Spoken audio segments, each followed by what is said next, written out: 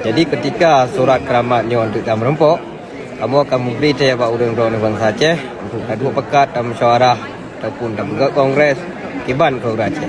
Pernah berlian mereka atau hana berlian. Jika berlian mereka maka akan tacok sebuah resolusi untuk jid sebuah petisi bagi pergerakan katanya sebagai legalitas pergerakan katanya.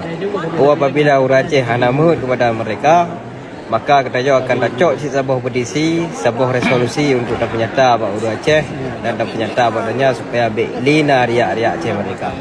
Maka nyoba bandum tak pulang pertama pak Allah, yang kedua tak pulang pak bangsa Aceh.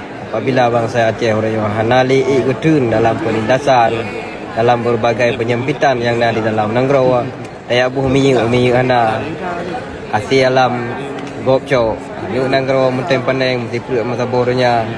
Bila memang urang-urang hana li mudi lagi rupa, maka orangnya ibarat ji motor kata sedia tinggal bawa Aceh dai perhandai ibarat urang mengandung. Jadi apabila hana reaksi bak urang mengandung yang kerau, bedanya pun hanya dipaksa supaya anaknya berbagah lahir. Menan kehilah close statement daripada Lut yang dinosihat dengan dalam kantor PBB bersama rakan-rakan dan tentu saja jadi insyaAllah akan mulai sidang lanjutan.